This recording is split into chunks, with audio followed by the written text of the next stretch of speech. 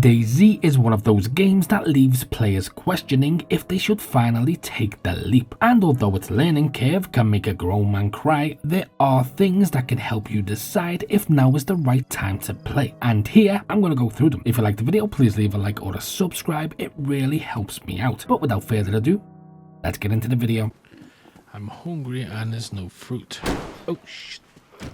Wow, I guess it could be worse. Starting out in DayZ has never been easier, and although for existing players this is quite a blow, for newer players it's a great way to acclimate to DayZ's particular brand of fuckery. Illnesses are easier to stave off with easy craftables such as rag gloves, decent weapons are easier to find with things such as the SSG sniper rifle being available in coastal police stations, and even general looting has been slightly adjusted and rebalanced. So now when you pick up DayZ, you're welcomed with a comfortable blanket and a warm cup of cocoa, as opposed to its traditional welcome of a curb stomp and some pimp spit. However, this doesn't mean it's easy. You're still going to die.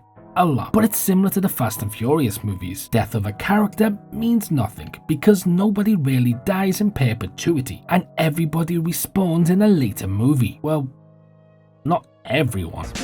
The next thing you need to know, other than the fact I'm going straight to hell, is that the crafting system in DayZ has evolved to be more intuitive and diverse than ever before. Players can now craft a broader range of items and tools crucial for survival, from explosives to things like bolts for the newly added crossbow, which offers a near-silent method to eliminate the infected or even other players if you've got the balls. There's an entire list of items you can rely on. This is the most exciting list you'll ever see.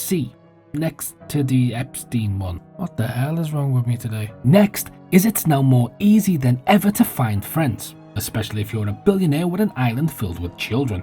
Oh, would you look at that? I guess I had one more in me. But seriously, the latest spawn changes in DayZ have significantly streamlined the process of teaming up with friends. Now players spawn in closer proximity to one another, usually around the same town or a coastal region, reducing the time and effort previously needed to regroup. If you load into a town on the same server as your friend, you'll likely be somewhere close if you've loaded at the same time. Well, at least closer than previous patches. Before this adjustment, you kill more people than asbestos in the 60s just to respawn again until you were eventually close enough to rendezvous. This change enhances the social aspect of the game, encouraging teamwork and collaboration right from the start. This is not only good for existing friends teaming up, but considering you're much less likely to be betrayed and killed as a new spawn on the coast, given you each don't really have anything worth stealing, it also makes befriending strangers easier than a night out with a sleeping pill. Vehicles in DayZ have undergone substantial improvements, making them more than just a means of transportation. Recent updates have enhanced their driving mechanics, particularly their torque, allowing for more effective navigation over challenging terrains like hills. And Chernarus is basically just one big hill. But now vehicles are not just useful for effectively dispersing crowds in Times Square, they're also perfect for long-term missions and moving or raiding bases. And with the addition of the partially bullet-resistant Humvee, they now play a minor combat and defensive role. That being said, they still require considerable effort to build and are susceptible to easy theft if you leave them unattended. DayZ is all about balance, so with the carrot comes the inevitable stick. Next, the maps are huge and are now more detailed than ever. Let's take Livonia. This has recently received substantial upgrades, elevating it to and possibly surpassing the standards set by Chernarus in a lot of ways. The addition of entire new points of interest, areas to explore, including a whole bunker filled with some of the best loot in all of DayZ, and just general fleshing out. This offers fresh experiences and challenges, but with Chernarus also receiving a brand new airfield revamp at the end of 2023, both maps are now better than they've ever been, meaning you have way more in-depth exploration. Oh, and there's a new map called Sakal, but I have loads of videos on my channel about that if you want to hear more. Honestly, these remote areas are so beautiful, Puff Daddy has already taken 2 trips. Then we have the fact that DayZ has seen a myriad of technical improvements over the past few years. These include performance enhancements, bug fixes, and numerous quality of life improvements. These updates have solidified the game's foundation, making it a much more solid experience. The commitment to continuous improvement is evident, and as a player who was so frustrated with its lack of movement for so many years I almost quit my channel and joined an ashram, I'm I'm now super happy DayZ is in the state it's currently in. There's no better time to get stuck in and experience it how it's supposed to be experienced. Then there's the sheer number of servers available in DayZ, which ensures every player can find a server that suits their playstyle. There's now more than there's ever been, which is a direct consequence of its ever-growing player base. Whether you prefer PvP, PvE, boosted, modded, hardcore or official servers, there's something out there for everyone. No matter what it is you want, no matter how crazy the request you make, they'll always provide it.